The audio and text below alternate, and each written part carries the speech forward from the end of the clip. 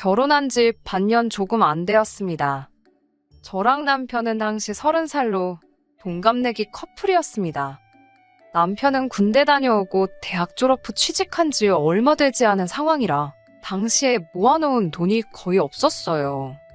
저도 직장 생활은 결혼하던 당시에는 3년 차, 현재 4년 차로 경력이 어느 정도 긴 편이기는 하지만 사실상 일반 사무직이다 보니 연봉이 그렇게 높은 편이 아니다 보니 모아놓은 돈이 엄청 많지는 않았습니다. 제가 모아놓은 돈이 5천만 원이었고 친정에서 결혼한다고 4천을 도와주기로 했어요. 그래서 제가 9천을 해가게 되었고 남편의 경우에는 모아놓은 돈이 따로 하나도 없었지만 시댁에서 1억을 해주기로 했습니다. 남편이 모아놓은 돈을 가지고는 신혼여행 및 결혼식 비용을 하기로 했어요. 그러니 따지고 보면 남편이랑 시댁이 2천 정도를 더 해온 거나 마찬가지지요.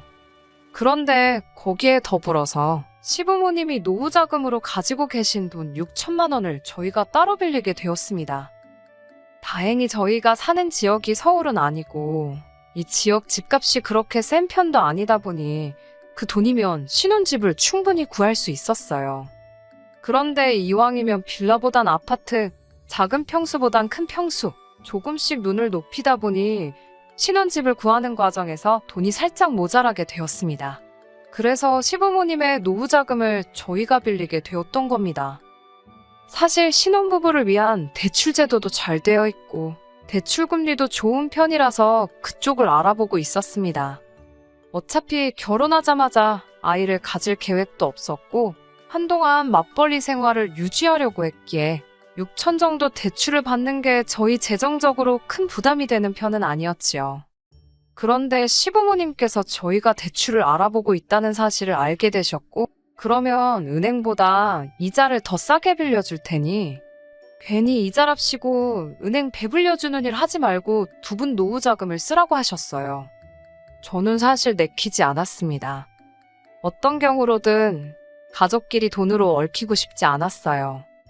저희가 빌려주는 상황이 아니고 빌리는 상황이었지만 제 입장에서는 그거나 똑같은 거라 생각했어요.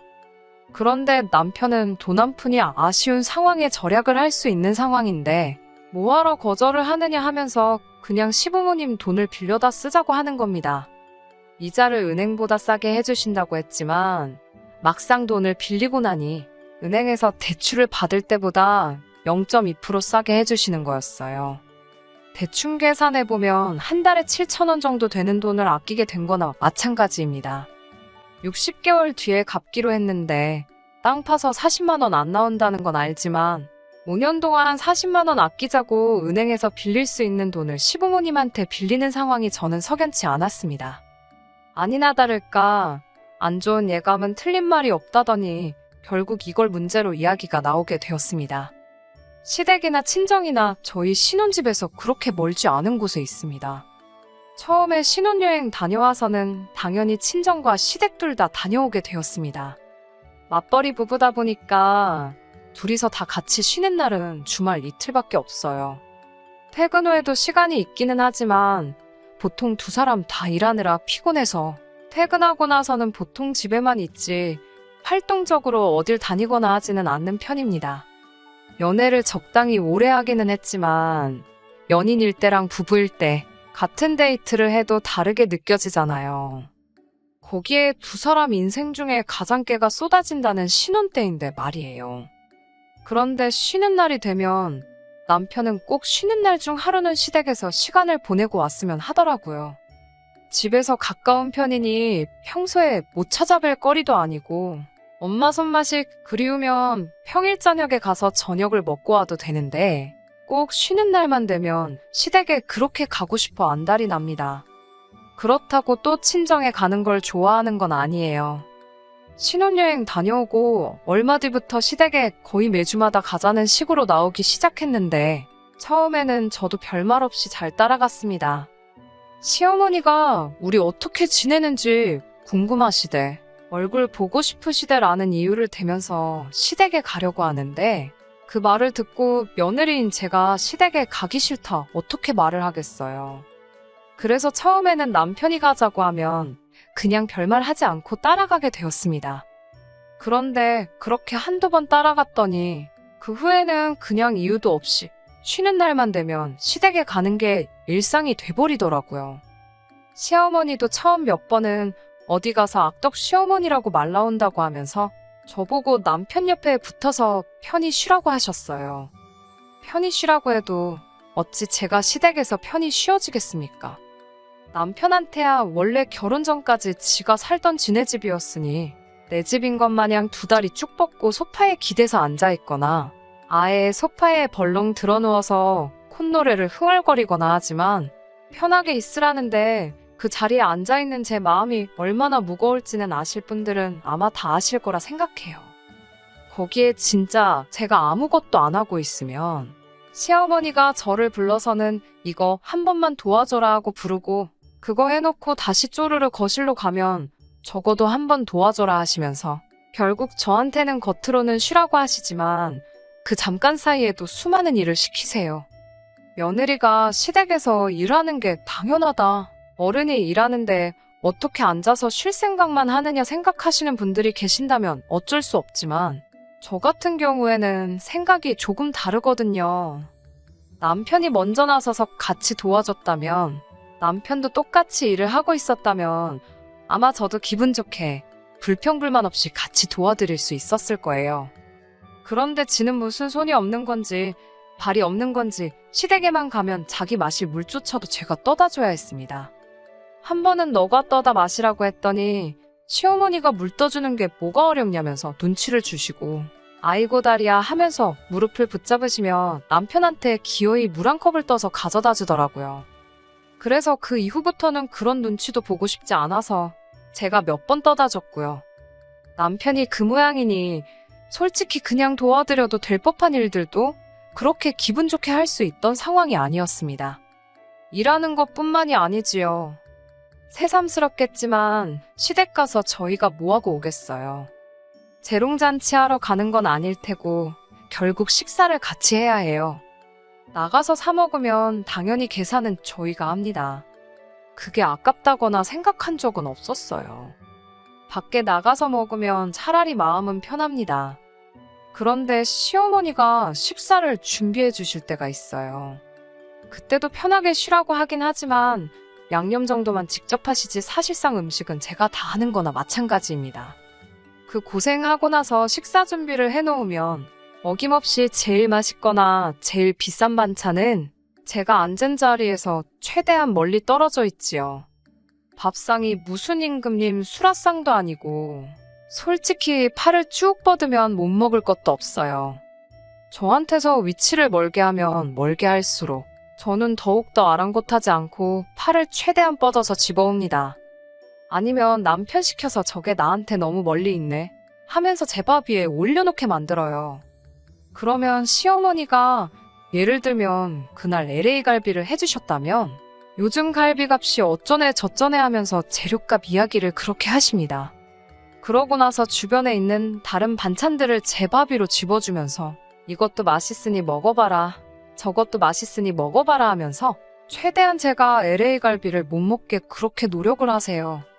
어머님 딴에는 최대한 티 안 나게 잘해주는 척 명연기를 하고 있다고 생각하실 테지만 솔직히 제 입장에서는 그 의도나 속셈이 뻔히 보입니다. 그래서 저도 어머님이 제 밥 위로 다른 싸구려 반찬들 올려주시면 저는 이거 싫어해요, 저거 싫어해요 하면서 남편 밥 위로 올려주고 아랑곳하지 않고 갈비 집어먹고 그랬지요. 그런다고 해서 다음번에 바뀌는 게 있는 건 아니지만 적어도 집에 가서 소갈이는 안 하려고 그 정도 노력은 하고 있어요. 시댁에서 있던 일들은 저 혼자만이 아니라 이 세상 그 어떤 며느리분들도 다들 겪을 일들이니 그건 둘째치더라도 저를 더 열받게 하는 건 남편의 태도였습니다. 제가 시댁에 가면 많이 불편하다, 고생 많이 하고 온다, 그런 거 알아달라고 하는 것도 아니었습니다. 다만 남편이 둘이서 같이 쉬는 날 포기하고 저는 오히려 회사 다니는 것보다 더 많은 스트레스를 받는 건 아는지 모르는지 계속 시댁에만 가자고 하는 게 처음엔 이해가 가지 않았어요. 지 가족, 지 부모님 보고 싶어서 그러는 거 이해하겠는데 저도 제 가족이 있고 제 부모님이 있고 친정 부모님도 저희 신혼집에서 엎어지면 코다울 거리에 계십니다. 그래서 매주마다 자꾸 시댁에 가자고 하길래 이번엔 그냥 넘어가선 안 되겠다 싶어서 남편이 시댁 가자고 선수치기 전에 친정에 가자고 먼저 이야기를 꺼냈습니다. 그러니 남편이 대번에 처가에는 무슨 일로 가느냐고 묻더라고요. 거의 매주마다 시댁에 가서 시부모님하고 같이 저녁 먹고 오지 않냐. 나도 오랜만에 친정부모님하고 같이 식사를 하고 싶으니 이번 주는 시댁 말고 친정에 가자. 이렇게 이야기를 했어요. 제가 무리한 부탁을 한 것도 아니고 한 번 시댁에 가면 친정에도 한 번은 가자고 하는 말이나 마찬가지였습니다. 그런데 남편은 얼굴에 오만상을 쓰더니 친정에 가면 자기 불편하다고 갈 거면 저 혼자 다녀오라고 하더군요. 여태까지 시댁 다닐 때는 가기 싫다는데도 몸 말도 안 되는 이유를 대면서 저를 데려가 놓고선 막상 친정에 가자니까 오만상 얼굴을 찌푸리며 불편해서 싫다고 하니 어이가 없었습니다. 그래서 저도 똑같이 말을 했지요. 나도 시댁 가면 불편하다. 너가 친정 가는 게 불편해서 나 혼자 다녀오라고 하는 거면 무슨 말 하는 건지 잘 알겠고, 나도 시댁에 가면 불편하니 앞으로 시댁 갈 일 있으면 너 혼자 다녀오라 한마디 했습니다. 그랬더니 남편이 그건 무슨 경우냐고 하더라고요.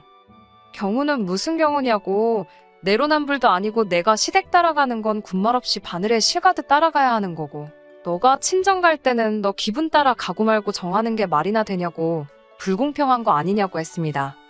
그러니까 남편은 그 상황을 가지고 원래 그런 거라고 하더라고요. TV를 봐도 어디를 봐도 남편이 마누라가 친정에 가면 마누라 친정 갔다고 좋아하는 장면은 있어도 남편이 시댁에 가면 여자들이 남편 시댁 가서 너무 좋다고 하는 장면 본 적이 없지 않냐고 하는 겁니다. 말인즉슨 친정에는 여자가 혼자 가는 게 맞는 거고, 시댁에 갈 때는 당연히 며느리인 제가 남편과 같이 가야 하는 게 맞다고 하는 거예요. 그게 무슨 말도 안 되는 소리냐고, 어깃장 부리지 말고 제대로 된 이유를 대라니까 진짜. 세상에서 가장 어이없는 말 같지도 않은 걸 이유라고 대면서 지금 제가 공평 불공평을 자기 앞에서 외칠 상황이 아니라고 하더라고요. 무슨 근거로 그런 생각을 하고 있느냐고 했더니 저희 결혼할 때 결혼자금 이야기를 하는 겁니다. 우리 부모님, 그러니까 시부모님 아니었으면 지금 우리 이 집에다가 살림이나 차렸겠냐는 어이없는 소리를 하는 겁니다. 여태껏 연애했던 기간과 결혼 생활 통틀어서 했던 말 중에 제일 어이없는 소리였어요. 얼마나 어이가 없었으면 콧방귀조차 안 나오더라니까요. 어머님 아버님이 그 돈을 그냥 해주셨냐고 따졌습니다. 당장 두 분도 요즘 상황에 어디 투자하는 거보다 우리한테 이자 받는 게 더 이득이니까 그 돈을 해주신 거 아니겠냐 했지요.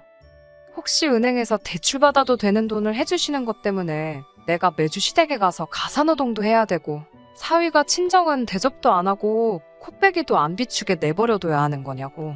그러면 당장에 은행 가서 대출을 받아올 테니 시부모님한테 그 돈 돌려드리라 했습니다.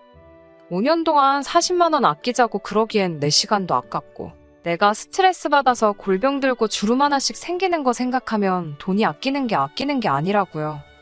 5년 동안 내가 한 달에 10,000원씩 해서 시부모님한테 돈 따로 보내줄 테니까 앞으로 나는 시댁에서 시어머니 일하는 거 도와주고 그러기는커녕 그냥 앞으로 시댁의 발길을 따로 안 하겠다 했습니다.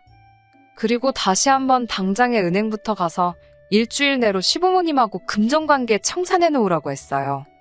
사실 여기서 남편이 조금 수그리고 들어왔으면 그냥 사소한 부부싸움 한 거로 치고 그냥 넘어갔을 거예요.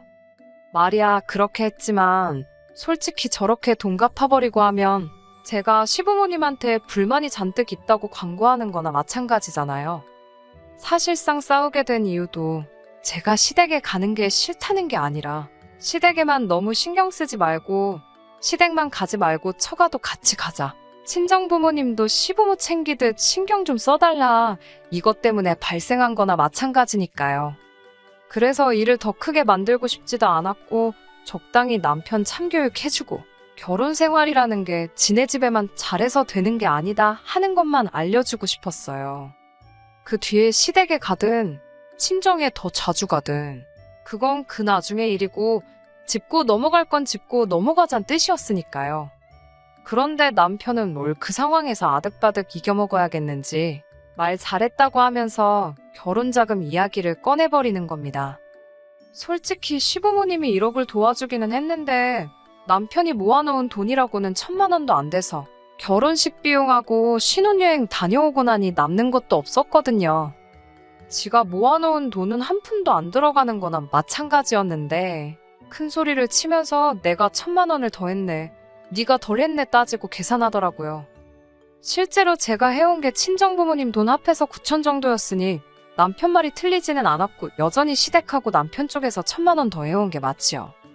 방금 전까지는 시댁에서 빌린 돈도 해온 거라고 우겼지만 그걸 빼고서라도 여전히 자기 쪽에서 해온 돈이 더 많으니 제가 시댁 눈치를 봐야 한다고 끝까지 지 고집을 부리면서 한마디를 안 지려고 하더라고요.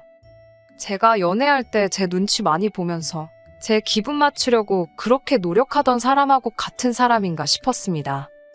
결혼하고 나서 저렇게 180도 바뀌어서 가족들밖에 모르는 사람이 될 거면 왜 대체 결혼을 하려고 하는가 했는데 지금 와서 생각해보니 그 이유를 알겠더라고요. 결혼도 하지 않고 가족 품에서 살면 매일같이 같이 사랑하는 가족들 품에서 살 수 있는 게 중요한 게 아닌 거죠. 저런 사람들 심리가 내가 하기 싫은 효도를 대신해줄 사람이 생긴 거나 마찬가지라고 생각하는 겁니다.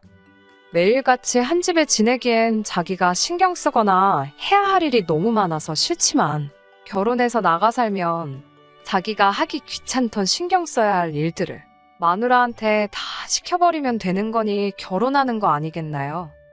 아무튼 남편이 고작 1,000만 원 가지고 제가 평생을 시댁 눈치 보면서 살아야 한다는 식으로 나오길래 저도 더 이상 그걸 참고 지내기는 싫어서 그냥 그 길로 짐 싸서 친정으로 갔습니다.